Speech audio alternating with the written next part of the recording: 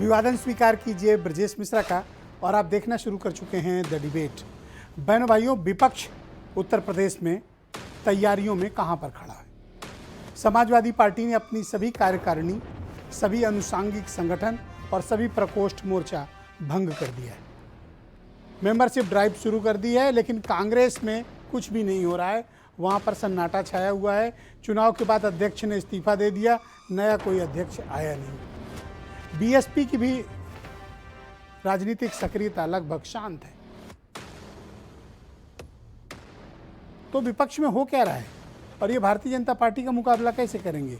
विपक्ष के पास क्या बीजेपी से लड़ने की कोई कारगर रणनीति है या फिर सिर्फ बातें हैं। आज हम इस विषय पर चर्चा करने वाले हैं।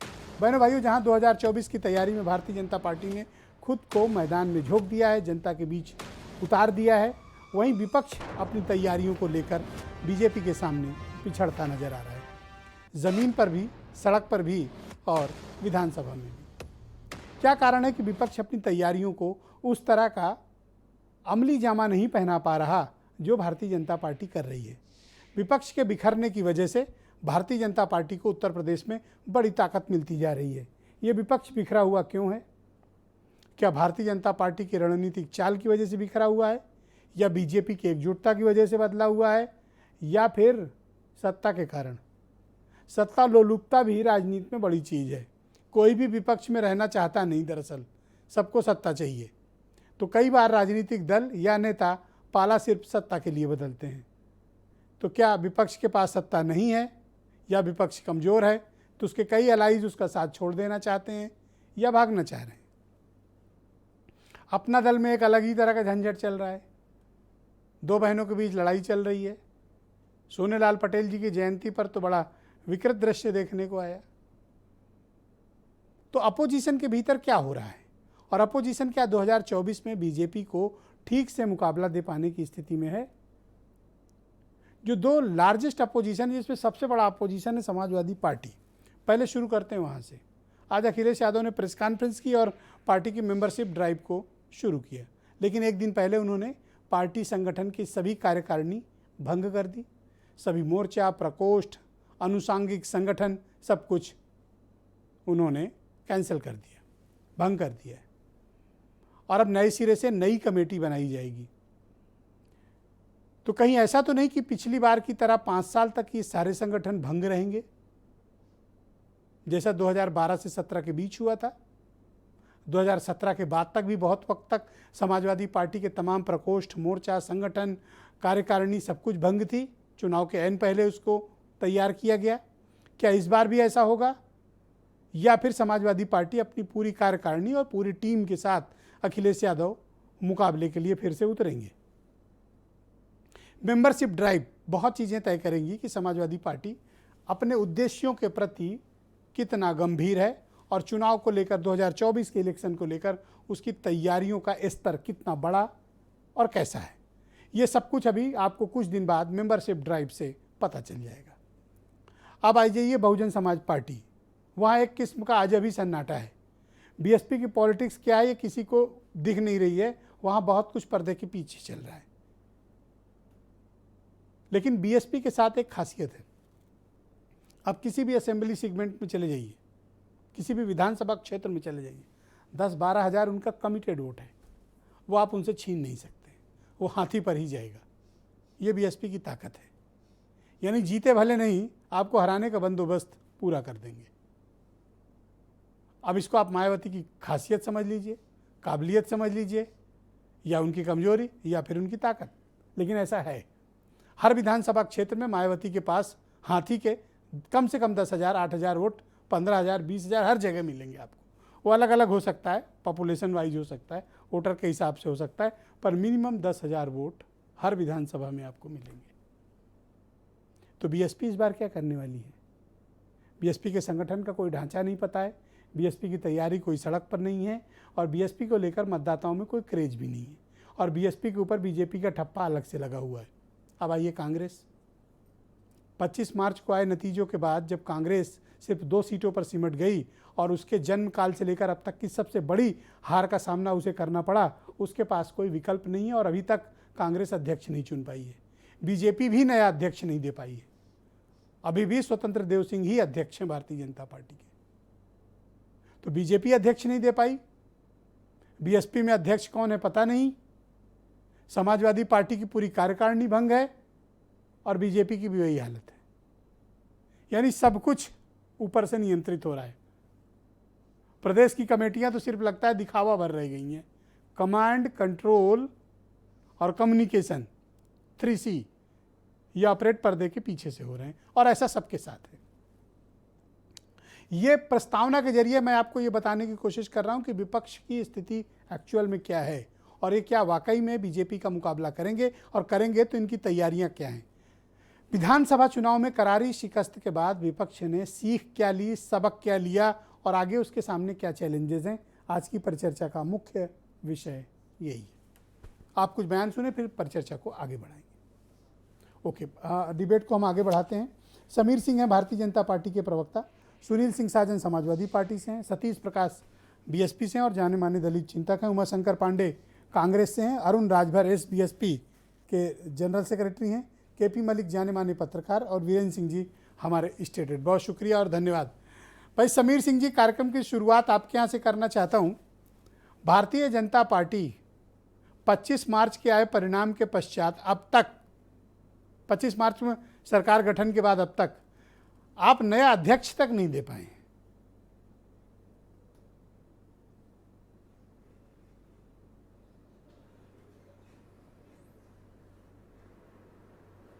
समीर सिंह जी, आप मुझे सुन पा रहे हैं? जी जी, आवाज मिल रही है। जैसे एक बार प्रश्न दोहरा। प्रश्न ये है कि इतना वक्त बीत गया, सरकार को गठन हुए, उत्तर प्रदेश में विधानसभा के चुनाव संपन्न हुए और भारतीय जनता पार्टी जो इतनी ताकतवर पार्टी है, इतने नेताओं, इतनी वर्सटाइल पार्टी, एक अध्यक्ष नहीं खोज पा रहे हो आप? नहीं ब्रजेश जी, आपको ऐसे नहीं सोचना चाहिए, ना इसको इस परिप्रेक्ष्य में लेना चाहिए। भारतीय जनता पार्टी कार्यकर्ता आधारित पार्टी है और भारतीय जनता पार्टी कार्यकर्ताओं का समूह है। अध्यक्ष भी एक कार्यकर्ता ही होता है। आप देखिए, माननीय स्वतंत्र देव सिंह जी हमारे अध्यक्ष आज भी हैं और हमारे यहाँ 3 साल का कार्यकाल होता है। जुलाई के अंदर माननीय स्वतंत्र देव सिंह जी अध्यक्ष बने थे और जुलाई में उनका 3 साल पूरा हो रहा है। ये जरूर है कि वो सरकार में मंत्री बन गए हैं। निश्चित रूप से पार्टी आगे संगठनात्मक निर्णय लेती है, आगे निर्णय लेगी, लेकिन ये कहना कि हमारे यहाँ कोई अध्यक्ष नहीं है, हमें लगता है कि हमारे साथ इंसाफ नहीं होगा। हमारे भाई आप ही की पार्टी कहती कि एक व्यक्ति 2 पद का कोई सिद्धांत नहीं है। प्रदेश और देश तो आपके यहाँ अध्यक्ष पद की खोज चल रही है, सबको पता है। रोज मीडिया में आता है कि आज अध्यक्ष मिलने वाले हैं, कल मिलने वाले हैं। आप खोज नहीं पा रहे हो, मैं ये कहना चाहता हूँ, और इस सच को स्वीकार करो। नहीं ब्रजेश जी, मैं, आप चूँकि एक वरिष्ठ पत्रकार है, आप किसी बात को कहेंगे तो मैं उसको डिनाई ही कर सकता हूं, लेकिन मैं उसको प्रतिबंधित तो नहीं कर सकता। लेकिन मैं इतना जरूर आग्रह पूर्वक कह रहा हूं कि भारतीय जनता पार्टी की एक संगठनात्मक व्यवस्था है और हमारे यहाँ बूथ से लेके राष्ट्रीय अध्यक्ष तक संगठनात्मक इकाई है। सबके लोकतांत्रिक प्रक्रिया में चुनाव होते हैं। हमारे यहाँ संगठन की व्यवस्था है। हमारे यहाँ उत्तर प्रदेश को हमने 6 क्षेत्रों में बांटा हुआ है और उत्तर प्रदेश के अंदर भारतीय जनता पार्टी का संगठन मजबूती से सभी आयामों को विस्तृत रूप से ऐसा कहा जा रहा है कि बीजेपी में अध्यक्ष के चयन को लेकर काफी विलंब हो रहा है और इसके कुछ कारण हैं, इसमें कितनी सच्चाई है? नहीं ब्रजेश जी, ये जो लोग कह रहे हैं उन्हें, हमें लगता है कि हमारे संगठन की जानकारी नहीं है। मैंने कहा है आपसे कि 3 साल का हमारे यहाँ कार्यकाल होता है। बूथ अध्यक्ष से लेके और राष्ट्रीय अध्यक्ष तक के चुनाव होते हैं, बाकायदे सदस्यता होती है। संगठनात्मक आपने देखा होगा कि 3 साल पहले जुलाई में माननीय स्वतंत्र देव सिंह ने नामांकन बाकायदे किया था और नामांकन के बाद हमारे यहाँ संगठनात्मक व्यवस्था है कि जिलों से राष्ट्रीय परिषद और प्रदेश परिषद के सदस्य चुन के आते हैं, बूथ अध्यक्ष चुन के भेजता है, वही प्रदेश अध्यक्ष और राष्ट्रीय अध्यक्ष का चुनाव करते हैं। हमारे यहाँ संवैधानिक बदलाव भी राष्ट्रीय परिषद के जो सदस्य होते हैं वही करते हैं। हमारे यहाँ कोई सुपर पावर नहीं है।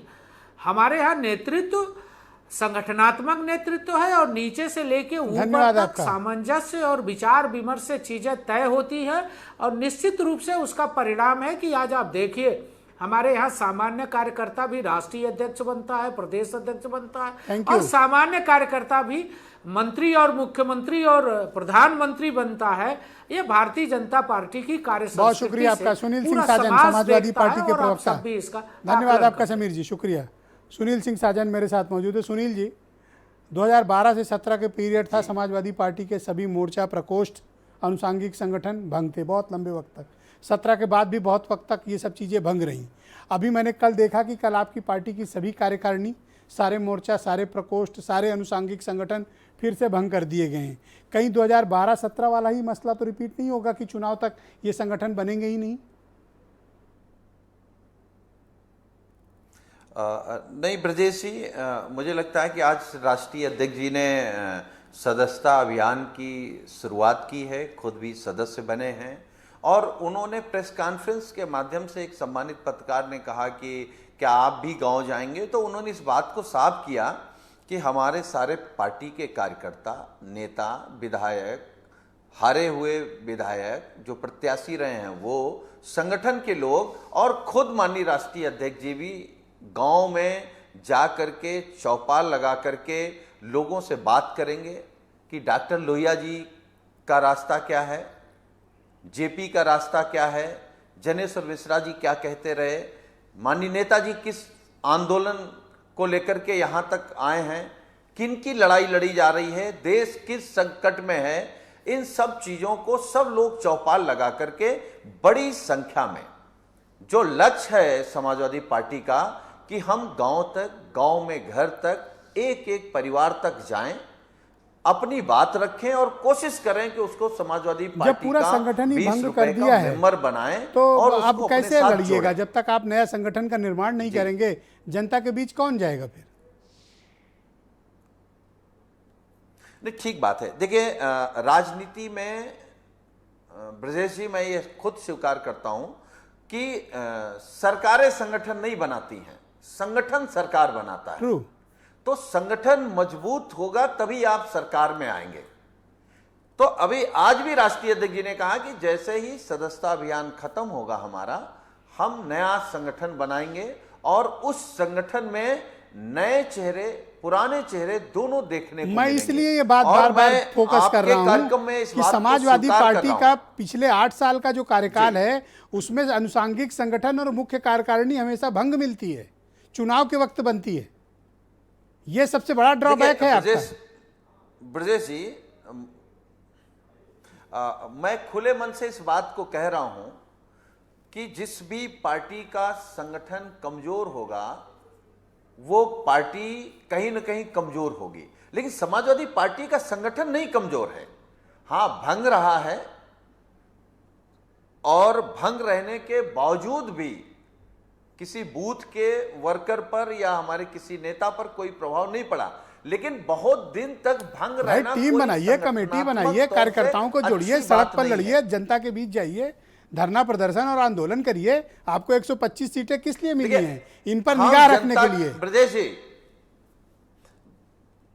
ब्रजेश जी, हम जनता के बीच जाएंगे, सड़क पे आंदोलन करेंगे, सरकार की मंशा ठीक नहीं रही तो जेल जाने को तैयार हैं, लाठी खाने को तैयार हैं, लेकिन हम सच को रखेंगे। जो अन्याय हो रहा है, जो उत्पीड़न हो रहे हैं, जो भाजपा सरकार ने वादा किया था वो नहीं निभा पा रही है, वो अपनी बात रखेंगे। हां, लेकिन इस बात को मैं फिर दोहरा रहा हूं जी कि जैसे अभी बात आई कि लोकसभा चुनाव हम हार गए, तो भारतीय जनता पार्टी बहुत कह रही थी कि हमारा बूथ अध्यक्ष, वार्ड अध्यक्ष, संगठन, राष्ट्रीय अध्यक्ष। अरे भाई, जब आप मुख्यमंत्री जी का लोकसभा क्षेत्र हारे थे, गोरखपुर, फूलपुर उप मुख्यमंत्री जी का हारे थे, तब भी आपका संगठन था। वो तो जनता को समझ में आनी चाहिए। हम जनता के बीच इसीलिए जा रहे तो भाई हैं कमी तो कि आप हम में रह जनता गई ना को सच बता कि जिस 18 में आपने गोरखपुर, फूलपुर, कैराना और नूरपुर में इन्हें हरा दिया था, आज आपने अपनी सीट खो दी, आजमगढ़, रामपुर। तो सवाल तो आपसे पूछे ही जाएंगे। नहीं, बिल्कुल पूछे जाए। जब उन्होंने सीट खो दी फिर भी जीत गए, तो इसका मतलब हम लोग ये समझ रहे हैं कि हम लोग हारे हैं तो कोई ना कोई कमी रही होगी। उस कमी की समीक्षा होगी, राष्ट्रीय अध्यक्ष जी करेंगे, सब लोग करेंगे, जो कमी रही होगी उसको दूर करेंगे। क्योंकि मैं ये कह सकता हूं कि रामपुर और आजमगढ़ भी हार जाना हम सभी समाजवादियों के लिए सर्व की बात है, इसको हम स्वीकार कर रहे हैं। और लैट उमाशंकर पांडे और कांग्रेस इसी के हौसले प्रवक्ता, के साथ धन्यवाद। हमने मान लिया है कि हमको जीरो से काम करना है, जीरो से संगठन तैयार करके हमको भारतीय जनता तो पार्टी ये को बात हटाना आपकी है। मेंबरशिप ड्राइव में दिखनी चाहिए ना। दिखेगी आपको, बिल्कुल दिखेगी। ठीक है, और डिबेट अगर करेंगे। नहीं दिखेगी तो आप समझ लीजिएगा कि हम लोग नहीं, मैं दल बैठा लिए के सवाल बेईमानी कर पूछूंगा रहे हैं। आपसे, 1 महीने बाद आपको बुलाऊंगा मेंबरशिप ड्राइव पे। ओके, उमाशंकर बिल्कुल, पांडे मेरे साथ मौजूद हैं, कांग्रेस के प्रवक्ता। जी जी। भाई साहब, आपके प्रदेश अध्यक्ष ने इस्तीफा दे दिया, सभी सीटों पर लगभग जमानत जब्त हुई आपकी, 2 सीट सिर्फ जीत कर आए आप। आपको फिक्र ही नहीं है कि उत्तर प्रदेश में कांग्रेस है या नहीं है? क्या करें मतलब आपका? देखिए ब्रजेश जी, उत्तर प्रदेश और देश में कांग्रेस है कि नहीं, ये सड़कों पर कांग्रेस पार्टी के भारत माँ के जय के नारों के साथ जो तमाम आंदोलन दिखाई देते हैं लगभग रोज ही, वो आपके भी चैनल से और तमाम राष्ट्रीय चैनलों के माध्यम से हम लोग देखते हैं। अभी ईडी के खिलाफ, यानी कि मोदी जी के जो 2 ब्रह्मास्त्र हैं, ईडी और सीबीआई, उनके खिलाफ दिल्ली में लड़ता हुआ कौन दिखाई दिया? हम ही लोग लड़ रहे थे। तो कांग्रेस पार्टी लड़ने वाली पार्टी है, आंदोलन से उपजी हुई एक ऐसी पार्टी है जो अंग्रेजों के खिलाफ आंदोलन करके उभरी है। तो है, आपने अभी जो प्रश्न किया जो रेलिवेंट है उस पर मैं बात करता हूं कि इस समय कांग्रेस पार्टी में इंटरनल इलेक्शंस चल रहे हैं जो अब लगभग एंड पर आ गए हैं। मेंबरशिप हुई, अभी वो समीर जी कह रहे थे, समीर जी सुनिएगा, वो सिर्फ आपके यहाँ नहीं है, जितनी राष्ट्रीय पार्टियां हैं सबको इंटरनल इलेक्शन कराने पड़ते हैं, सबका राष्ट्रीय परिषद होता है और वो चुनाव इलेक्शन कमीशन की देखरेख में होता है। भारत का जो इलेक्शन कमीशन है उसकी देखरेख में होता है। इस समय बड़ी बात इलेक्शन चल रहे हैं। दोस्त, आप देखो मित्र आदमी हो, आप जो बड़ी बड़ी बात कर रहे हो, एक अध्यक्ष ढूंढो, थोड़ा पार्टी को खड़ा करो, कांग्रेस मुख्यालय का मेन गेट खोलो, ब्रजेश जी, कुछ करोगे। ब्रजेश जी, इसी इलेक्शन के मजाक नहीं उड़ा दौरान रहा ही हूं, मतलब अध्यक्ष आप आएगा। कुछ बात और कड़वी तरीके से कहनी पड़ती है। नहीं, मैं कह रहा हूं, आप देखिएगा, अपोजिशन जिंदा रहना गिने चाहिए। चुने दिन आपको प्रदेश अध्यक्ष भी मिलेगा, वैसे ही लड़ाकू अध्यक्ष मिलेगा जो सत्ता के खिलाफ खड़ा होगा। सत्ता रोज कुछ ना कुछ खेल कर रही है। अभी तबादले की बात कर मिले लीजिए। कोई तो बताओ, ढूंढा जाए चल के कि कांग्रेस का अध्यक्ष नहीं मिल रहा, वो कोई इलेक्शन परेशानी के हो थ्रू तो और बताओ। हमारी इंटरनल बताओ तो सही कि हाँ थ्रू। ये तकलीफ है, चलेंगे पैनल में 7-8 लोग हैं, ढूंढ लेंगे किसी को, लड़ाएंगे। नहीं, वो जरूरत आप ही को नहीं बना है। दिया जाए। हमारा चुनाव चल रहा, वो लगभग एंड पर है, अपने आप आपको हर लेवल पर अध्यक्ष मिल जाएगा। लेकिन मैं आपको बताऊं कि अभी तबादला नीति जो एक उद्योग धंधा बन गया है भारतीय जनता पार्टी के लिए, उसकी मैं थोड़ी सी जिक्र कर लूं ब्रजेश जी। अभी आप देखिए कि वो योगी जी ने कहा कि भारतीय जनता पार्टी के लोग तो दलाली कर रहे हैं, ट्रांसफर पोस्टिंग में लग गए हैं, वो बंद कर दीजिए। ये हमने तो नहीं कहा था, ये योगी जी ने कहा था, वो भी विधानसभा में कहा था।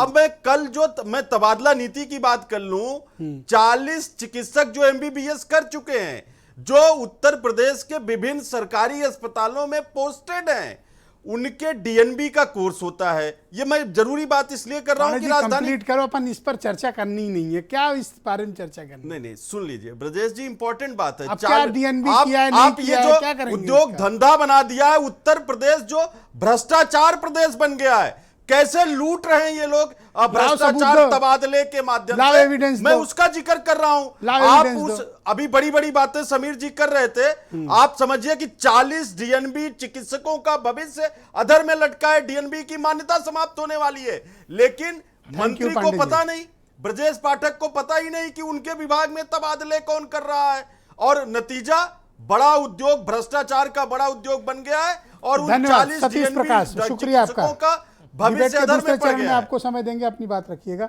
सतीश प्रकाश मेरे साथ मौजूद हैं, बीएसपी के लीडर भी रहे हैं और जाने माने दलित चिंतक हैं। भाई बीएसपी में हो क्या रहा है सतीश जी, थोड़ा सा बताइए, क्योंकि बड़े वाले सतीश जी भी किनारे लगा दिए गए हैं, उनका भी कोई अता पता नहीं है। तो कम से कम छोटे सतीश ये बताएं सबको कि चल क्या रहा है आपके यहाँ। नहीं ब्रजेश जी, बड़े वाले सतीश जी वही है जहाँ छोटे हैं, ऐसी कोई दिक्कत नहीं।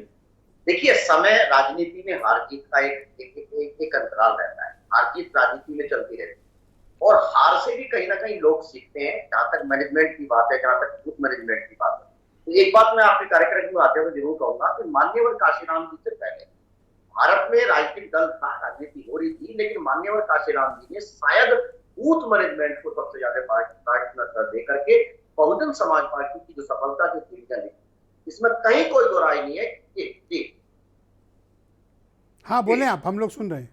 नहीं, देखिए मैं ये देखिए, सारे राजनीतिक दलों को यह हक है, चाहे कोई भी राजनीतिक दल है, निश्चित रूप सर से उसको इंट्रोस्पेक्शन मेंबरशिप करिए सर, चाहिए। आत्मावलोकन अभी आप करिए, जो कांशीराम जी बता गए थे उसको अवलोकन करिए सर ना। नहीं, निश्चित रूप से बहुजन समाज पर देखिए, मान्यवर काशीराम आपके ऊपर टैग लग रहा है कि आप आप बीजेपी की बी टीम है, बीजेपी के कहने पर प्रत्याशी उतारते हैं आप अपने को ही नष्ट किए ले रहे हैं सर। नहीं, देखिए ऐसा आपने है, अपने को ही छोटा कर लिया है। यहाँ नहीं, 2012 तक देखिए, बहन जी की हुकूमत थी, आप बहुमत में थे। मैं आपको याद दिलाना चाहता हूँ, अगर आप लोग सो गए हो तो। नहीं, देखिए ब्रजेश जी, कहीं ना कहीं बीएसपी के ऊपर आरोप लगाना बड़ा आसान है। अगर रामपुर में चुनाव नहीं लड़ते हैं तो भी आप बीएसपी को बीजेपी का लाभ बदलने की बात करते हैं। अगर आजमगढ़ में चुनाव लड़ते हैं तो सवाल उठता है, तो सवाल तो हम पे आते हैं। देखिए, दलितों के बीच में जो है, क्योंकि बहुजन समाज पार्टी एक राजनीतिक दल के साथ साथ एक सामाजिक मूवमेंट की है, और जो कमजोर सर वर्ग के लोग हैं, बीएसपी उनसे जनता से सवाल कट यही गई पूछे है, जाते अपने हैं। लोगों उनके से आप नहीं, बुरी तरह नहीं, कट गए हैं। आपका नहीं, कोई नहीं, कम्युनिकेशन नहीं है अपने लोगों के बीच, तभी आपकी ये हालत नहीं, हुई है सर। अगर हम नहीं, अपने नहीं, दर्शकों से कट जाएं और अपना मनमाना प्रोग्राम, अपनी मनमानी डिबेट करेंगे सर, 0 टीआरपी आएगी, कोई नहीं देखेगा सर। आप समझो नहीं, बात को मैं क्या कहना चाहता हूँ, मैं कहना क्या चाहता हूँ वो समझो सर आप। नहीं, देखिए आप एक वरिष्ठ पत्रकार हैं और निश्चित रूप से एक पत्रकार होने के नाते आपको अच्छाइयों और बुराइयों के ऊपर चर्चा करने का अधिकार है। लेकिन मैं एक बात जरूर कहूंगा कि मार्च में जो परिणाम आए, बहुजन समाज पार्टी ने उसको स्वीकार किया, लेकिन जो भी परिणाम थे, परिणाम हमारे मन में मुताबिक नहीं थे, कहीं ना कहीं विपरीत परिणाम थे, लेकिन उसके बावजूद भी बहुजन समाज पार्टी ने अप्रैल के अंदर पूरे उत्तर प्रदेश के अंदर सदस्यता अभियान की शुरुआत कर दी, और उसका परिणाम आप देखेंगे भी। आजमगढ़ में सर किसी मुद्दे पर आपकी कोई ओपिनियन ही नहीं रहती सर, 4 लाइन का ट्वीट आ जाता है सर। लड़ो सर लड़ो, 12% वोट कम हो गए हैं आपके, आप 10% पे खड़े हो सर। अगली बार ये 10 भी नहीं रह जाएंगे। लड़ो सर लड़ो। 100% किसी भी राजनीतिक दल को आज ये समय है। कौन आपको ऐसे समझाएगा सर? ब्रजेश जी, भारतीय राजनीति का ये दुर्भाग्य लड़ो नहीं, है। समीर सिंह आ रहे हैं, सब ले जाएंगे। आप महंगाई के ऊपर चर्चा नहीं कर सकते, आप बेरोजगारी अरे सर करो, मैं तो फोरम दे रहा हूं आपको, जितना मर्जी हो बोलो सर। देखिए लड़ो आप देखिए, सर। बीजेपी ने जिस तरह का राजनीतिक माहौल क्रिएट किया है, मैं आपको दावे के साथ कह सकता हूं कि ये अरे सर क्या ईडी जेल भेजेगी ना, चले जाओ जेल, कोर्ट से जमानत लेके फिर आना, फिर जेल भेजे, फिर जमानत लो, फिर बाहर आओ। लड़ो सर। देखिए ब्रजेश जी, कहीं ना कहीं आपकी बातों से मैं गांधी जी कितने टाइम तक जेल रहे, नेहरू जी कितने समय तक जेल काटे, इंदिरा गांधी जेल गई, अटल बिहारी वाजपेयी जेल गए। जेल जाना राजनीति में कौन सी बड़ी बहुत ऐसी अनोखी बात है कि आप ही अकेले जा रहे हो? जेल जाना राजनीति में तमगा है। नेताजी कितनी बार जेल गए देखिए, योगी जी कितनी बार जेल गए। पिछली सरकार में, योगी जी की सरकार में उत्तर प्रदेश के 1 लाख बहुजन समाज पार्टी के कार्यकर्ताओं के ऊपर फर्जी मुकदमे डाले गए। 2 अप्रैल में हिंसा के नाम पर 1 लाख लोगों को लगभग सर अगर जेल से डर लगता ना तो ये देश आजाद नहीं होता सर। सुनिए सर, लड़िए सर, माननी पड़ेगी। हमारा जेल जाइए सर, जेल जाइए। वो रोज कमाता है, रोज खाता है, हमको उसके सारी चीजों का ध्यान रखना पड़ेगा। बहुजन समाज पार्टी कभी भी संघर्ष से नहीं डरी। मान्यवर काशीराम जी सर जेल डालेंगे 1 साल 2 साल, जमानत कराओ, बाहर आओ, फिर लड़ो, फिर जेल जाओ, फिर जमानत कराओ, बाहर आओ, लड़ो, फिर जेल जाओ। बीजेपी, देखिए सुनिए, बीजेपी की नियत से कोई खोट है, ये उत्तर प्रदेश नहीं पूरे देश की जनता जानती है। Thank you sir. इस समय को कहीं ना कहीं भ्रमित किया जा रहा एसबीएसपी से है। अरुण राजभर मेरे साथ मौजूद हैं। Thank you. से निकला हुआ एक मिशन है, सड़क पर और संघर्ष निश्चित रूप करती से है वो एक पार्टी। संघर्ष करता थैंक यू, रहेगा। Thank you. अरुण राजभर, आज तो अखिलेश यादव ने साफ कह दिया कि आप किसी के सलाह, हालांकि आपके पिताजी का नाम नहीं लिया उन्होंने, बट उन्होंने बहुत साफ साफ आपको कह दिया है कि don't cross your limit.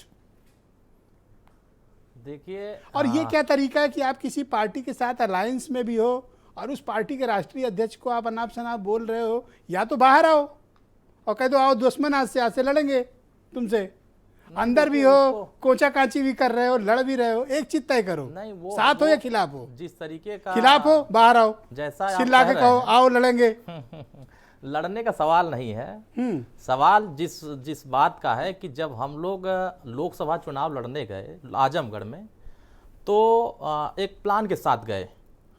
Party ने नहीं कहा कि आप जाइए वहाँ प्रचार करिए। आज सूचना जारी होने के बाद सुहेलदेव भारतीय समाज पार्टी की एक बैठक होती है और सभी कार्यकर्ताओं को सूचना दे दिया जाता है कि यहाँ चुनाव होगा, सभी लोग संगठन पर ध्यान शुरू कर दो और काम शुरू कर दो। हमारा संगठन सक्रिय हो गया और सूचना जारी होने के बाद ये नहीं हुआ कैंडिडेट कौन होगा, क्या होगा, कैसे होगा, ये हमसे कोई मतलब नहीं। हमारा मकसद ये है कि हम जब गठबंधन धर्म में, तो हम अपनी संगठन को अभियान में लगा दें कि आगे चुनाव होना ही है, तो हम लोग संगठन को मजबूत कर लें। हमारे राष्ट्रीय अध्यक्ष जी चुनाव सूचना जारी होने के बाद से लगातार उसी क्षेत्र में, आजमगढ़ में, मऊ में, बलिया में दौड़ा करते रहे। आप देखते रहे होंगे, गांव में भ्रमण करते रहे, लोगों से मिलते रहे, कार्यकर्ताओं से मिलते रहे। तो वहां के कार्यकर्ता ये कहते रहे कि साहब हमारे राष्ट्रीय अध्यक्ष जी अगर आ जाते तो हो सकता है कि और माहौल बदल जाए और बेहतर हो जाए। तो हमने उनकी बात कहा, हमने डायरेक्ट सलाह नहीं दिया कि आप ऐसे है वैसे, हमने उनकी बात की। कार्यकर्ता ये कह रहे हैं कि अब क्षेत्र में आने की जरूरत है, क्योंकि Bharatiya Janata party double engine की बात कर रही है और डबल इंजन से चुनाव लड़ना है और संगठन धरातल पर हमको मेहनत से काम करना पड़ेगा। आपने देखा होगा कि 2022 विधानसभा चुनाव बीता, हमने अपने प्रदेश अध्यक्ष सुनील रघुवंशी जी को बदल करके हमने मैनपुरी से प्रेमचंद कश्यप जी को हमने प्रदेश अध्यक्ष तत्काल बनाया। प्रदेश कार्यकारिणी भंग कर दिया था, हमने प्रदेश कार्यकारिणी गठित किया। उसके बाद हमने मंडल के कार्यकारिणी गठित करना शुरू किया, हमने जिले के कार्यकारिणी गठित करना शुरू किया, हमने जोन बनाया, हमने विधानसभा बनाया, हमने सेक्टर बनाया, बूथ अरे तो बनाना शुरू आप कर कोई दिया। आदर्श मॉडल हैं क्या राजनीति के कि जो आप बना दें वही सर्वश्रेष्ठ है और वही सब पालन करें? नहीं, वो तो हम दूसरों पालन को कर रहे रोज हैं। लेक्चर देते हैं, आपके पिताजी घूमते हैं। सभी दल के लोग अपने अपने संगठन के साथ काम करते हैं। अरे आप अपने-अपने कोई रॉकेट साइंस खोज लिए हो क्या कि मतलब सारा ज्ञान राजनीति में आप ही के पास नहीं है? नहीं, हम कहाँ ज्ञान, हम तो छोटे लोग कागज हैं। में संगठन बना के घूम रहे हो अरे हम और तो दुनिया छोटे भर को लोग ज्ञान हैं। बांट रहे हो। हम तो छोटे लोग हैं, छोटी पार्टी के लोग हैं, हम कहाँ ज्ञान दे सकते हैं? ज्ञान तो जो लोग बड़े बड़े लोग हैं उनके पास ज्ञान है, हम लोग के पास कहाँ ज्ञान है? हम लोग तो जनता के बीच में रहते हैं, उन्हीं का ज्ञान लेते हैं, अरे उन्हीं का मैं ज्ञान तो उनके पूछ सामने रहा हूं, रखते हैं। उत्तेजित क्यों हो? सवाल उस बात का नहीं है, सवाल इस बात का है कि अगर हम धाराशाही हुए हैं, बराबर धाराशाही हो रहे हैं, तो कहीं ना कहीं हमारी जो कमजोरी है उस कमजोरी को हमको बताना अरे पड़ेगा। खुले मन से सुनील साजन ने अभी क्या बोला ना कि हाँ गलती हुई है, स्वीकार रहे हैं, शर्मिंदा है। तो फिर बात आप खत्म क्या हो गई ना। चाहते हो, सर फोड़ के माफी मांगे? नहीं, हम कहाँ कह रहे हैं, हम जबरदस्ती जाके थोड़ी दीवार कह सर रहे हैं पे कि लड़ा हमारी दें, बात क्या मन पे करें? करिए। दीवार हमारी सर बात पे वो मत लड़ाएं। मानिए। हमारी बात यह है कि जो आरोप सत्ता पक्ष ये कह रहा है कि आपकी परंपरागत सीटें जो हैं, जहां आप 8000 से हार रहे हैं, हम लोग क्षेत्र में अनवरत हम 15 दिन रहे हैं ब्रजेश जी, और 8 मीटिंग 9 मीटिंग प्रतिदिन 250 300 400 की मैं रात 8 बजे 9 बजे तक करता था। हमारे राष्ट्रीय अध्यक्ष 12-15 मीटिंग करते थे रातों रात। हमारे 350 वर्कर वहां प्रदेश से लेकर राष्ट्रीय कमेटी से लेकर जिले कमेटी तक काम कर रहे थे। हम जो फीडबैक दे रहे थे कि इस गांव में ये कमी है, इस गांव में ये कमी, इसको ये दुरुस्त कर लेना, वो दुरुस्त। सवाल तो इस बात का है कि कहें तो किसको कहें, सुझाव दे तो किसको दें, बताएं तो किसको बताएं। अरे तो हम माइक लगा कार्यक्रम के कर- सुझाव दोगे? आए? जाके मिलके सुझाव दे आते हैं। कहाँ मिल ये अब माइक वही है लगा कि के कैसे सुझाव दे? लखनऊ आएंगे तो 4 घंटा बीत जाएगा, चले जाएंगे 4 घंटा बीत जाएगा, 8 घंटा खत्म हो जाएगा, पता चले 15 दिन का चुनाव है। हम तो क्षेत्र में अनवरत बने रहे और क्षेत्र में आप ये बताओ कि आप सोशलिस्ट अलायंस यानी समाजवादी अलायंस का साथ हो या उससे अब अलग हो? नहीं, अभी- आपका स्टेटस क्या है? अलायंस टूटने का सवाल कहां खड़ा हो रहा है? ओके, हम तो समाजवादी पार्टी के साथ हैं और संघर्ष करने के लिए तैयार हैं। वो अपना All right. संगठन बना रहे हैं, हम अपना संगठन बना रहे हैं। केपी मलिक मेरे साथ आज मौजूद हैं, हमारी बहुत ही पार्टी जाने माने के पत्रकार हैं। मैं सेकंड राउंड में 75 टाइम जिलों दूंगा, में बाकी जिले की बातें बैठक हो रख गई। लीजिए। हर बैठक में 200-250 कार्यकर्ता उपस्थित हुए। हमने आगे की योजना मैं बता आपको दिया, अब पूरा उनको समय क्या दूंगा। करना है, कार्यक्रम तैयार पूरा हो गया। समय दूंगा, आप अपनी हम तो बात अपने अभियान रखिएगा। में लगे हुए हैं। मैंने तो जब डिबेट अभी आपका परिचय कराया तो कहा कि सड़क पर संघर्ष करती है एक पार्टी, बोला कि नहीं बोला?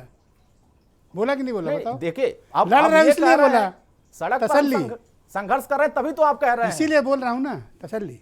ये बात सबको स्वीकार करनी चाहिए ना, हम संघर्ष कर रहे हैं। ठीक है भाई साहब, अब नीचे लिखा दूं कि संघर्ष करती पार्टी, अब यही बचा है, बीच में लगवा दो भाई इनका कहीं।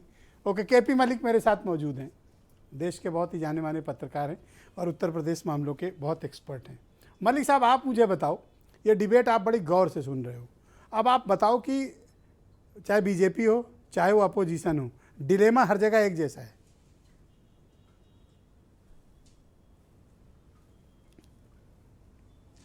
देखिए ब्रजेश जी, जिस प्रकार से भारतीय जनता पार्टी और मोदी का जो पहले ये चल रहा था कि कांग्रेस मुक्त अभियान चल रहा था, मुझे लग रहा तो विपक्ष मुक्त अभियान भारतीय जनता पार्टी का, मोदी का और योगी का चल रहा है, और उसमें विपक्ष पूरी सहूलियत सत्ताधारी दल को दे रहा है। अगर आप देखें, जो पहले भी हमारे आपके चैनल पे चर्चा हुई थी, समाजवादी पार्टी का जो प्रदर्शन दोनों लोकसभा की जो बहुत ही महत्वपूर्ण सीटें थी समाजवादी पार्टी के लिए, उस पर जो प्रदर्शन रहा, उस पर जो सारी तैयारी रही, वो देख के लगता है कि समाजवादी पार्टी या तो गफलत में थी या बहुत सीरियसली वहां पे उसने उस अंदाज हमें दिखाई नहीं दिया जो अंदाज के लिए हम समाजवादी पार्टी को जानते हैं। यहाँ पे बहुजन समाज पार्टी की या कांग्रेस की बात करना बेमानी है, क्योंकि उनके संगठन की क्या हैसियत, क्या हालत है उत्तर प्रदेश में, वो सर्वविदित है। लेकिन समाजवादी पार्टी से जिस प्रकार की आशाएं हम कर रहे थे, उसमें कहीं ना कहीं समाजवादी पार्टी का प्रदर्शन बहुत अच्छा मुझे नहीं लगता है। इसके बाद मैं ये कहना चाह रहा हूं कि ब्रजेश जी, अगर आप देखेंगे, एक डिबेट हमारी पहले भी हुई थी राष्ट्रपति के इलेक्शन को देखते हुए, जिस प्रकार से विपक्ष बहुत अग्रेसिव लग रहा था, अगर हम केंद्र के नजरिए से बात करें, तो ऐसा ब्रह्मास्त्र भारतीय जनता पार्टी ने छोड़ा है कि एक ही बार में धराशायी विपक्ष हो गया है।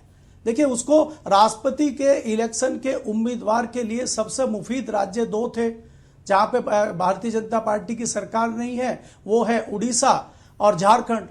तो झारखंड और उड़ीसा में अब उस उम्मीदवार का विरोध हो ही नहीं सकता, तो भारतीय जनता पार्टी के लिए बहुत आसान हो गया है अपने उम्मीदवार को जिताना। अब मैं वापस उत्तर प्रदेश पे आता हूं ब्रजेश जी। अगर आप देखें कि उत्तर प्रदेश में जिस प्रकार से तमाम विपक्षी दल कार्य कर रहे हैं, क्या वो उस प्रकार से भारतीय जनता पार्टी का मुकाबला कहीं कर सकते हैं क्या? अभी जो बहुजन समाज पार्टी से जुड़े हुए व्यक्ति सतीश जी हैं, आपने उनसे बात करी, उन्होंने कहा कि हमारे कार्यकर्ताओं, लाखों कार्यकर्ताओं पे मुकदमे कर दिए गए। अगर आप कार्यकर्ता हैं, राजनीतिक कार्यकर्ता हैं, तो राजनीतिक चिंतक हैं, राजनीतिक सोच वाले लोग हैं, राजनीति करने वाले नेता, तो मुकदमे होंगे, जेल जाएंगे। हम तो, मैंने आपको अरे सर, नेहरू जी 11 साल जेल में रहे, गांधी डिस्कवरी ऑफ इंडिया के मामले में, बिल्कुल बिल्कुल, जब तक आप जेल नहीं जाएंगे, मैंने पिछली डिबेट में आपको कहा था, अगर आपको याद हो ब्रजेश जी, अगर ईडी जिस प्रकार से राहुल गांधी को बुला रही है, अगर राहुल गांधी को जेल भेज देती है तो ये संजीवनी होगी कांग्रेस के लिए भी, लेकिन नहीं भेजा, भारतीय जनता पार्टी जानती है। तो जब तक आप जेल नहीं जाएंगे, आप ब्लैकमेल होते रहिए, आपको खुल के सड़क पे, तो जेल से जितना एक बार जेल चले जाओ, ये ब्लैकमेलिंग खत्म। मानना है ब्रजेश जी, भाई क्या करेंगे, जेल डालेंगे, चले जाओ, 90 दिन, 1 महीना, 2 साल जेल में रहो, निकलो। भेज भी नहीं पा रहे हैं। उसका बहुत बड़ा उदाहरण ब्रजेश जी आपके सामने लालू प्रसाद यादव का है कि जिस प्रकार से उनकी पार्टी मुख्य विपक्षी दल की भूमिका में बिहार में खड़ी है और तमाम झटका देने के लिए भारतीय जनता पार्टी का सामना कर रही है, वो बहुत बड़ा उदाहरण विपक्षियों के लिए है वहां पे। अगर लालू यादव जेल में नहीं होते, शायद इतना अच्छा बहुत शुक्रिया सर। डिबेट के नेक्स्ट राउंड में आपके बाकी विचारों को मैं सम्मिलित करूंगा। वीरेंद्र जी भी मेरे साथ आ गए हैं कार्यक्रम में। वीरेंद्र जी, बहुत स्वागत आपका। आज समाजवादी पार्टी ने अपनी मेंबरशिप ड्राइव शुरू कर दी, तो मैंने सोचा क्यों नहीं इस विषय पर डिबेट की जाए कि विपक्ष कर क्या रहा है उत्तर प्रदेश में, और 24 की तैयारी में वो कहाँ है। देखिए, विपक्ष में असमंजस है। असमंजस इस दृष्टिकोण से है कि वो पूरी ताकत से भाजपा का मुकाबला नहीं कर पा रहा है। एकमात्र पार्टी थी समाजवादी पार्टी जो बीजेपी से लड़ सकती थी। बाकी पार्टियां बीजेपी के सामने कमज़ोर हैं, चाहे कांग्रेस है चाहे बसपा है। इसके अलावा और छोटे दल हैं जो गठबंधन के सहारे हैं। अगर उत्तर प्रदेश में 2024 के चुनाव में मुकाबला करना है, तो अगर मायावती के गठबंधन से अलग होकर अखिलेश यादव लड़ते हैं, तो उनके पास कौन बचता है? पश्चिम में जयंत चौधरी और पूरब में ओम प्रकाश राजभर। अगर ये तीन ही मिलकर एक साथ लड़े तो ये अच्छी लड़ाई लड़ सकते हैं, लेकिन इनके लिए इनको संगठन भी बनाना होगा और समन्वय भी बनाना होगा। समन्वय में ये है कि अपने लोगों को सम्मान भी इनको देना पड़ेगा, लेकिन यहाँ बिखराव दिखता है। मायावती की पार्टी भाजपा से कम सपा से ज़्यादा लड़ती है। कांग्रेस भी सपा और बसपा से लड़ने लगती है, मौका पाती है। तो सबसे बड़ी समस्या यही है कि पार्टियां ढलान पर हैं, नेता भी उनके ढलान पर हैं, लेकिन वो सत्ताधारी दल से लड़ने के बजाय विपक्ष में आपस में लड़ते हैं। और सबसे बड़ी बात यह कि नेता नेतृत्व विहीन होते जा रही हैं पार्टियां। जब कांग्रेस के पास प्रदेश का अध्यक्ष नहीं है तो उनके आंदोलन को कौन चलाएगा, उनके यहाँ रणनीति कौन बनाएगा। आज समाजवादी पार्टी ने सारे संगठन भंग कर दिए। फोटो खिंचाकर नेता बनने से बेहतर है कि सड़क पर संघर्ष करने का रास्ता चुना जाए। उत्तर प्रदेश में कोई ऐसा नेता विपक्ष विधानसभा का ऐसा नहीं हुआ है जो अब तक जेल न गया हो। अखिलेश यादव भी अब नेता विपक्ष हैं, उनको भी संघर्ष के लिए अब तैयार रहना होगा और वक्त आने पर जेल भी जाना पड़ सकता है। ये जरूर है कि वो एक नौजवान नेता हैं, उनके पास वक्त बहुत लंबा है। बीजेपी से वो लड़ने के लिए 10 साल, 15 साल, 20 साल वो ताकत रखते हैं और वो चाहे तो एक बड़ा संगठन खड़ा करें, लेकिन इसके लिए बूथ से लेके कमेटी से जिले तक की सबकी मेहनत करनी पड़ेगी। ये जवानी कुर्बान का जो नारा है, इसके इतर एक मजबूत संगठन बनाना पड़ेगा, तब जाकर मुकाबला होगा। क्योंकि बीजेपी आज सत्ता से है, संसाधन उसके पास पर्याप्त है और उसके पास बहुत बड़ी संख्या में डेडिकेटेड वोट तैयार हैं। तो जो इतनी बड़ी पार्टी बन गई है, उससे जीतना या लड़ना आसान नहीं है। आप देखिए कि विधानसभा के चुनाव के रिजल्ट के बाद ज्ञानवापी मुद्दा आया, महंगाई, पेट्रोल डीजल आया, बेरोजगारी आया, अग्निवीर आया। कोई मुद्दा जनता में बहुत लंबे समय तक नहीं खिंचा। फिर नुपुर शर्मा आ गई, विपक्ष को कोई फायदा नहीं मिल पाया। उपचुनाव हुए, बीजेपी ने जीत लिया। बीजेपी के पास क्या है? राष्ट्रवाद और हिंदू मुस्लिम, इन दोनों की कार्ड जब तक नहीं आएगी बीजेपी को हराना आसान नहीं है। तीसरा, योगी का बुलडोजर, वो लोगों को, और राशन और 500 रुपया, ये सारी व्यवस्था चलती रहेगी तो कैसे भुना पाएंगे। आप देखिए कई सारे विवाद आए दिन आते रहते हैं, मंत्रियों के, अफसरों के। विपक्ष इसको भुना नहीं पा रहा है। लेकिन विपक्ष के लिए कहा जाए, देखिए ये बुरा दौर है। बुरा दौर भी कुछ सबक देता है कि अपनों परायों की पहचान करिए, अपने आप को मजबूत करिए, फिर से खड़ा करिए अपनी पार्टी को। तो ये इसके लिए क्या, आप सड़क पर उतरिए, आंदोलन करिए, जेल जाइए, लाठी खाइए, तैयार रहिए। अरे ये लोग तो जेल का हवा बनाए हैं, जेल हो जाएगी, जेल हो जाएगी, ईडी आएगी, ईडी। अरे ईडी फांसी थोड़ी दे देगी, 4 साल, 6 साल, 10 साल सजा होगी, जेल रहोगे, निकल आओ, फिर लड़ो। बहुत साल पहले लोगों ने कहा था, मुंशी प्रेमचंद ने बहुत साल पहले लिखा ईडी कोई है, फांसी देने की संस्था थोड़ी ना है। बिल्कुल ठीक कह रहे हैं। देखिए मनी लॉन्ड्रिंग की तो जांच करेंगे ना, कोई फांसी थोड़ी दे देंगे उसमें कि इसमें दोषी पाए गए तो फांसी हो जाएगी। पार्टियों को व्यक्तिवाद के साथ साथ साहस से भी काम लेना होगा, क्योंकि ये दौर है। असली बात वही है, साहस वाली। हाँ, साहस इसलिए कि लड़ने की हिम्मत लोगों में नहीं है। लोग छापों से डर जाते हैं, व्यापारी हैं तो भाग जाते हैं। लोगों को मजबूत नेतृत्व टिकेगा तब लोग उसके पीछे खड़े होंगे। जब नेता ही नहीं आएगा तो सड़क पर तो कौन उतरेगा, कार्यकर्ता क्यों आएगा। देखिए हमारे यहाँ समस्या यह कि पार्टियों में व्यक्तिवाद बड़ा हावी है जी। इससे इतर संगठनिक व्यवस्था बनानी पड़ेगी। मुंशी प्रेमचंद, लोग कहते हैं कि भाई आंदोलन करते हो क्या फायदा। मुंशी प्रेमचंद ने एक जगह लिखा है जी कि लोग कहते हैं कि आंदोलन, प्रदर्शन, जुलूस निकालने से क्या होता है। इससे सिद्ध होता है कि हम जीवित हैं, अटल हैं और मैदान से हटे नहीं हैं। इसलिए इसकी जरूरत हमेशा रहेगी और इसकी जरूरत चलते रहना चाहिए। कहते हैं कि जिन्हें दर्द देना है दर्द दे दो और जिन्हें आजमाना है आजमाने दो। हर एक चीज तुम्हें वापस लौटा देंगे, बस अपना वक्त आने दो। तो ये वक्त जो है आएगा, सियासत में परिवर्तन होता रहता है। अब वो देखना है कि आप उसको किस तरह से लेते हैं। बहरहाल एक साहित्यकार ने लिखा है कि ये लोकतंत्र है, राजतंत्र नहीं चाहिए, आलोचना का भी सम्मान होना चाहिए और जनता के मुद्दों की बात होनी चाहिए। सिर्फ सत्ता का गुणगान नहीं, बुनियादी ज़रूरतें भी पूरी होनी चाहिए। सवाल पूछे अगर कोई आम नागरिक, पाबंदी नहीं, उसको जवाब होना चाहिए। और सत्ता बहुमत हो तो विपक्ष भी तंदुरुस्त हो। छिछोरी राजनीति को मजबूत लोकतंत्र होना चाहिए। बहुत शुक्रिया बीरेन जी, बहुत बहुत धन्यवाद। बहनों भाइयों, हमने कू ऐप पर एक प्रश्न पूछा आज की परिचर्चा का कि 2024 में आधा अधूरा विपक्ष बीजेपी का सामना कैसे करेगा। दिलीप कुमार लिखते हैं कि बीजेपी को कांटे की टक्कर देने, विपक्ष को भाई भतीजावाद से ऊपर उठकर शीर्ष जिम्मेदारियां अन्य को सौंपनी पड़ेंगी। वेद मिश्रा लिखते हैं कि विपक्ष को मुकम्मल तैयारी की ज़रूरत है क्योंकि बीजेपी ने अपनी रणनीति पर काम शुरू कर दिया है।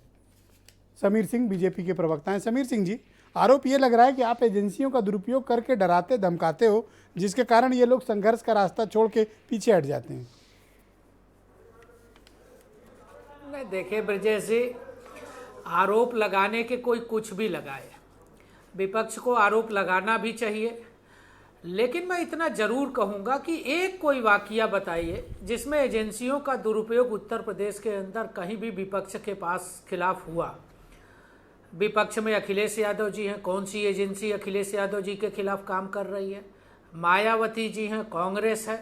अब राहुल गांधी, अभी हमारे कांग्रेस के प्रवक्ता कह रहे थे, राहुल गांधी जी, सोनिया गांधी जी स्वयं भ्रष्टाचार की भेंट चढ़ी हुई हैं और उनके तथाकथित जीजा जी रॉबर्ट वाड्रा जी पहले से भेंट चढ़े हुए हैं और भारतीय जनता पार्टी पर भ्रष्टाचार का आरोप लगाएंगे।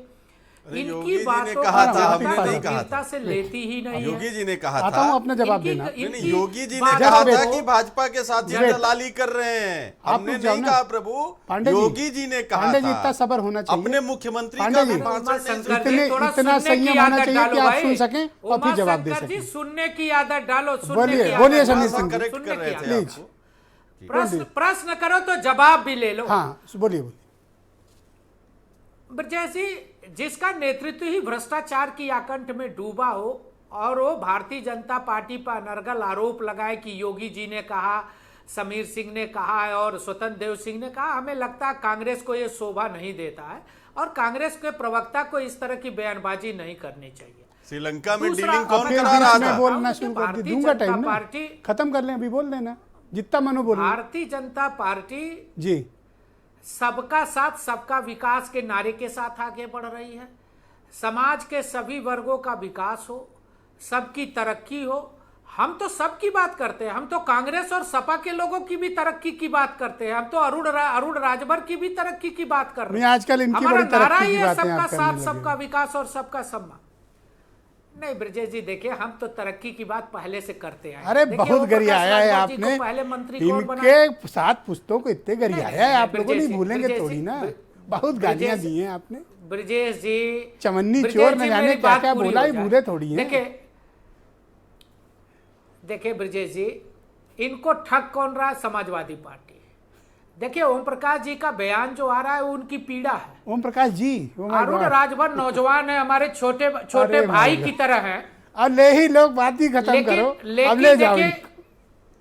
नहीं ब्रजेश जी, इनको विधान परिषद नहीं मिला, राज्यसभा नहीं मिला। आजम खान के कहने पर लोकसभा भी मिल गया, विधान परिषद भी मिल गया, राज्यसभा भी मिल गया। सर दूसरे के घर में आग न लगाओ सर। की सीट भी नहीं जिता पाए। आप बताइए कि ये कहाँ का न्याय है? स्वाभाविक रूप से ओम प्रकाश राजभर। बहुत बहुत धन्यवाद आपका। मैं उमा शंकर पांडे को आउट ऑफ टर्न बुला रहा हूँ क्योंकि ये काफी बेचैन थे आपको जवाब देने के लिए। वो बात थैंक तो यू, कहेंगे ही शुक्रिया, कहेंगे, ये स्वाभाविक परंपरा में है उनकी। शुक्रिया उमा शंकर, गो अहेड, जाओ घेर लो समीर सिंह को। देखिए ब्रजेश जी, कितना आसान होता है कि आरोप लगाना। 8 साल से आपकी सत्ता है, अगर जीजा जी के ऊपर कोई आरोप था तो क्या कर रहे हो भैया? इतने कमजोर लोग हो?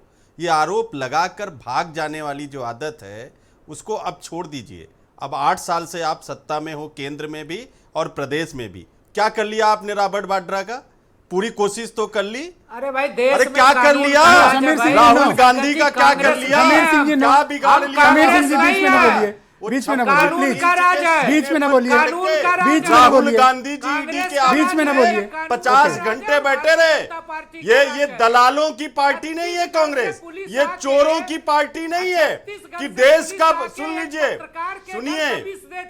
सुन लीजिए, देश का प्रधानमंत्री के आरोप क्या आरोप लग रहे हैं कि वो श्रीलंका में डीलिंग करा रहे हैं। वो अडानी को पावर का प्रोजेक्ट दिलाने का काम देश का प्रधानमंत्री करेगा। वो कभी अंबानी को प्रोजेक्ट दिलाने लगते हैं, कभी अडानी को प्रोजेक्ट दिलाने लगते हैं। देश की जनता ने प्रधानमंत्री चुना था, वो डीलर बन गए। वही भ्रष्टाचार आपके उत्तर प्रदेश में योगी जी कह रहे हैं भाजपा के कार्यकर्ता दलाली कर रहे हैं। ये हम तो नहीं कर रहे हैं। विधानसभा में क्या सबने सुना नहीं क्या कि आपके लिए, अरे समीर जी आपके लिए भी कहा था उन्होंने, आप भी भाजपा के कार्यकर्ता हो ना भाजपा के कार्यकर्ता। क्या बिगाड़ लिया आपने राहुल गांधी और प्रियंका गांधी का, क्या कर लिया? अगर जरा भी इतनी भी खोट होती तो मोदी जी छोड़ते नहीं। हम सब जानते हैं, शुक्रिया, लड़ना भी हमको आता है। धन्यवाद। और अभी जब सुनील साजन को स्क्रीन पे लाया जाए, बहुत शुक्रिया, तो आप धन्यवाद इन दोनों का, धन्यवाद, थैंक यू, धन्यवाद। सुनील साजन को स्क्रीन पे लाया जाए, धन्यवाद, थैंक यू। आवाज बंद। सुनील साजन जी, देखिए, संघर्ष का रास्ता हमेशा सड़क से जाता है और समाजवादी हमेशा संघर्ष के लिए जाने जाते हैं। इन दिनों संघर्ष शब्द लग रहा है आप लोग भूल गए हैं। आपको हर कोई तंज करके चला जा रहा है, यहां तक कि ओम प्रकाश राजभर भी कह दे रहे हैं। देखिए, कोई भी तंज कर सकता है, विपक्ष में है, और अगर हम पे कोई भी टिप्पणी करता है तो हम तो ये मानते हैं कि हमें उससे कोई न कोई सबक लेना है। देखिए, अभी निष्पक्ष पत्रकार आपने बिठा रखे हैं, उन्होंने एक बात कही कि जो आजमगढ़ और रामपुर में समाजवादी पार्टी से उम्मीद थी, तो ये हमें अच्छा लगा कि वो भी समाजवादी पार्टी से उम्मीद करते हैं। हम उम्मीद पर खरा नहीं उतरे, ये हमारे लिए चिंता का विषय है। ये हमारे लिए अपने आप में खोजने का विषय है कि हम आखिर जो लोग उम्मीद कर रहे थे उस उम्मीद पर खरे नहीं उतरे।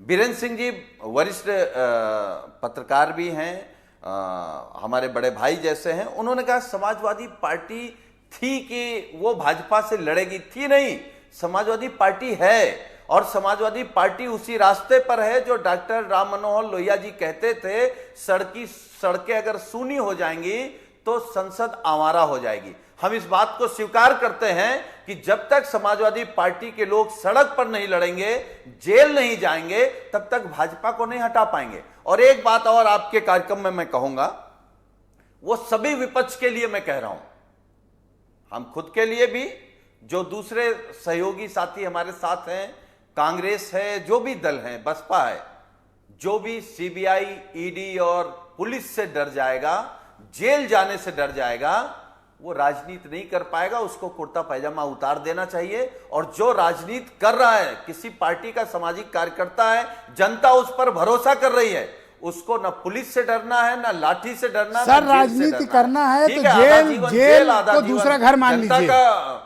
जेपी और लोहिया कहते थे राजनीति करनी है, वो घर जेल आप दूसरा घर मान लीजिए। घर में भी देखिए, वो भी घर है, एंजॉय। देखिए ब्रजेश जी, जेल राजनीतिक कार्यकर्ता के लिए जेल इसलिए दूसरा घर है कि यहां भी दाल रोटी मिलेगी, वहां भी दाल रोटी मिलेगी। अरे भाई, कोई हत्या, बलात्कार, डकैती में थोड़ी जेल जाएगा। पॉलिटिकल मूवमेंट है, जेल काटा है। जेल में रहेंगे, जब जेल में रहेंगे तो वहां सोचने का मौका मिलेगा कि हमको किस तरीके से लड़ना है। किताब लिख डालना, नेहरू जी ने किताब लिख डाली थी, डिस्कवरी ऑफ इंडिया। अब कुछ तो करेंगे, पर जेल जाने को तैयार है ना? हाँ, बिल्कुल तैयार हैं, बिल्कुल तैयार हैं, कई बार गए हैं और कई बार जाने को तैयार। केपी मलिक साहब देखिए, लेकिन भाजपा को जेल जाने के लिए हमने इन लोग को तैयार कर लिया। केपी मलिक साहब, गो अहेड। देखिए ब्रजेश जी, मेरे को सबसे अच्छी बात यहाँ पे ये लगी आज, पांडे जी जो कांग्रेस के हैं, उन्होंने समीर सिंह जी से सवाल पूछा कि भाई अगर वास्तव में आप जो है बिल्कुल बात कर रहे हैं, मैं मेरे मन में ये सवाल था कि 8 साल से भारतीय जनता पार्टी की केंद्र में सरकार है और सब जानते हैं कि भाई रॉबर्ट वाड्रा के पीछे कई आरोप पहले भी भारतीय जनता पार्टी लगाती रही है जब वो विपक्ष में थी। आज तक उसने उनको गिरफ्तार क्यों नहीं किया? और एक बात मैं और आपको बिल्कुल जिम्मेदारी के साथ बता सकता हूं, अगर यहां राहुल गांधी के बजाय ईडी उनके जीजा जी को बुलाती, शायद इतने कार्यकर्ता कांग्रेस के सड़क पे नहीं आते और सब लोग कह देते हाँ भाई कुछ ना कुछ हो सकता है। सर अब तो इज्जत की बात आ गई ना, इनके कॉलर पे हाथ डाल दिया तो कार्यकर्ताओं को तो सड़क पे उतरना ही पड़ेगा ना सर जी। कॉलर पे हाथ लगा दिया सर, बिल्कुल क्या बिल्कुल। बचा? तो लड़ाई जो संघर्ष की लड़ रही है कांग्रेस जो लड़ाई संघर्ष की लड़ रही है वो कई सारे मायने उसके हैं, वो देखना चाहिए। लेकिन दूसरी बात ये है कि उत्तर प्रदेश में हमें विपक्ष जो है समझ में नहीं आ रहा कि क्या है। पिछली बार अगर आप देखेंगे 2019 के चुनाव में या उससे पहले जो बाई इलेक्शन में था, जैसा कि आपने भी कहा कि समाजवादी पार्टी जिस प्रकार से 3 बाई इलेक्शन जीती थी, इस बार अपनी 2 महत्वपूर्ण सीटें हार गई। ये हमें समझ से दूर है हमारी। तो इसलिए जेल से जो डर रहे हैं विपक्षी दल, उनको मुझे लग रहा है जेल से समाजवाद बहुत बड़ी विचारधारा है सर। कि डिस्कवरी जेपी की जब डेथ हुई थी सर, उनके पॉकेट में उनके कुत्ते में 11 रुपया था सर। बहुत बड़ा समाजवाद का उन्होंने चिंतन किया था सर। बहुत सारे 11 रुपया था उस व्यक्ति की जेब में। बहुत सारी विपक्ष से नेता उस विचार को लेकर आगे बढ़ने वाले व्यक्ति का नाम बड़ी बड़ी किताबें लिखी है और जेल से संदेश दिया है। और उनकी विरासत संभालने वाले संघर्ष से कैसे डर सकते हैं? लड़ो सर, लड़ो। बिल्कुल। हाँ, समीर सिंह कुछ कहना चाहते हैं। ये सोच रहे होंगे कि मैं इनको सबको उकसा रहा हूं जेल जाने के लिए। बोलिए समीर सिंह जी। नहीं ब्रजेश जी, मेरा इतना जरूर कहना है कि जयप्रकाश नारायण जी का विचार समाजवादी पार्टी के, आज के समाजवादी पार्टी का विचार नहीं था। जयप्रकाश नारायण जी का विचार परिवारवाद के खिलाफ था, पूंजीवाद के खिलाफ था। लेकिन आज का जो समाजवादी पार्टी का नेतृत्व वो परिवारवाद और पूंजीवाद का पोषक है। आजमगढ़ में किसको लड़ाया इन्होंने? सर बहुत महान व्यक्तित्व था सर। के अंदर कोई यादव कार्यकर्ता मरने से पहले उन्होंने कहा मुझे जलाया न जाए, इलेक्ट्रिक सौदागर में भेज दिया जाए। कोई मरे तो 11 रुपया जेब में सर। बहुत महान व्यक्ति नहीं था लोकसभा लड़ने के लिए। ओके सतीश जी, सतीश प्रकाश जी, बताइए कि भाई कि ये समाजवादी मायावती जी की निष्क्रियता का कारण क्या है? सतीश जी गो अहेड, छोटे सतीश जी। नहीं देखिए मैं आपकी इस बात से बिल्कुल सहमत हूँ कि किसी भी लोकतांत्रिक व्यवस्था में संघर्ष का रास्ता हमेशा निकाला जाता है। आप जेल जाइए, कोई दिक्कत नहीं है, लेकिन आपको ये भी तय करना पड़ेगा कि बीजेपी द्वारा बिछाए गए जाल के अंदर फंस करके अगर आप जेल में जाएंगे, आप धार्मिक चर्चाओं के नाम पर अगर जेल के अंदर जाओगे, ये गलत है। बीजेपी, देखिए मैं आपको एक बात 100% कहूंगा, सुनील साजन जी की एक बात से बिल्कुल सहमत हूं, लेकिन सुनील साजन जी ये भी बात मैं कहूंगा कि बीजेपी की धर्म की राजनीति को हम सामाजिक न्याय की लड़ाई से ही हटा सकते हैं। इस देश में जब तक तीसरी आजादी की जो लड़ाई है, जो सामाजिक अन्याय के खिलाफ होगी, तमाम विपक्षी दलों को जो सामाजिक न्याय की आवाज को बुलंद ही करना पड़ेगा। सर बाबा साहब अम्बेडकर को पढ़ो सर, और जाइए पढ़ाइए बाबा साहब अम्बेडकर को। क्या संघर्ष था, क्या तप था उनका, क्या कहानी है उनकी, क्या संघर्ष है उनका, पढ़िए सर और पढ़ाइए सर पीढ़ियों को। 100%। देखिए एक बात मैं आपको कह दूं, बड़ा दुर्भाग्य है कि जो पिछड़ों की जातीय जनगणना का जो जातीय जनगणना के आंकड़े सरकार छुपा करके बैठी है। चुनाव खत्म होने के बाद अगर हम मंदिर मस्जिद की चर्चा के बीच में मजबूर रहेंगे, कहीं ना कहीं जातीय जनगणना सर जाइए और 1 महीने तक लोगों के बीच बाबा साहब की जीवनी पढ़ाइए और उनके संघर्ष बताइए। नहीं देखिए ब्रजेश जी, निश्चित रूप से कोई भी दलित है, वो गरीब भी होता है, वो कहीं ना कहीं एक संघर्ष उसके जीवन का एक हिस्सा है। और दलित कोई भी व्यक्ति हो, कोई भी हो, अगड़ा हो, पिछड़ा हो, कोई भी बताइए सर कि जिसको कक्षा में बैठने नहीं दिया जाता था, क्लास के बाहर कर दिया जाता था, उसने भारत का संविधान लिख दिया। सर बताइए उनका संघर्ष। देखिए ब्रजेश जी, जो सामाजिक न्याय की लड़ाई है और जो अरुण राजभर ताकत है, वो बहुजन समाज पार्टी, आपका संघर्ष कहां तक जाएगा भाई? लीडर्स हैं। थैंक यू, शुक्रिया। Yes go ahead. सभी लोग, जितने विपक्ष के लोग बैठे हैं, सभी लोगों का मकसद एक है, लोकतंत्र को बचाना और संविधान को बचाना। कोई नहीं कह रहा मकसद एक है हाँ, सत्ता पाना। नहीं ये बस संविधान, अभी- लोकतंत्र, ये सब बड़ी बड़ी अभी बातें आप बंद सुन करो। हम तो सबका सुन रहे मकसद थे। सत्ता पाना है। सभी लोग बैठे हैं, सत्ता कोई सबको सेवा हुआ चाहिए। के लिए नहीं आया, ये फालतू बात ना करो। सभी लोग सत्ता के कोई लिए सेवा नहीं लड़ हुआ रहे नहीं हैं। करता। सत्ता कैसे मिले इसका बताओ रास्ता। हम सत्ता के लिए नहीं लड़ रहे हैं, हम लोग अच्छा। समाज के अंतिम कतार में पहले को व्यक्ति लाभ- मिले हो जो सत्ता के लिए नहीं लड़ हम रहे लोग हो। लड़ा, सत्ता तो हम छोड़ के आए हैं ना, सत्ता के लिए होते तब तक बने होते। हमारे बड़े भाई समीर सिंह जी तो राजनीति बैठे ही में कोई हैं, सेवा सत्ता के हुआ लिए तो के लिए बैठे ही आया हैं नहीं। वो। सबका सवाल मकसद इस एक बात है, का है कि जब सत्ता विपक्ष के कैसे लोग मिले। एक अब मिल बात गई कह तो रहे कैसे हैं, बचे। जातिवाद जनगणना कह रहे हैं, कराना चाहते हैं। बिना सत्ता में आए जातिवाद जनगणना करा नहीं सकते, बिना सत्ता में आए बिजली बिल माफ कर नहीं सकते, बिना सत्ता में आए गरीबों सर, को लड़ो। इंसाफ दिला नहीं लड़ो। सकते, दलित पिछड़ों को न्याय दिला नहीं सकते। लड़ो तो सर। जब सभी विपक्ष के लोग एक विचारधारा के हैं तो क्यों नहीं एक साथ होते हैं? धन्यवाद, नमस्कार। यही तो लड़ाई माननीय ओम प्रकाश शुक्रिया आप राजू जी सबका। कह रहे हैं कि सब बहुत लोग बहुत एक हो धन्यवाद, जाओ, बहुत लड़ाई बहुत लड़ो धन्यवाद, सब लोग। बहुत बहुत आपकी शुक्रिया, लड़ाई सफल हो बहुत जाएगी। बहुत धन्यवाद, बहुत बहुत धन्यवाद। और बहनों भाइयों, आप सबका भी बहुत बहुत शुक्रिया इस कार्यक्रम को देखने के लिए। नमस्कार।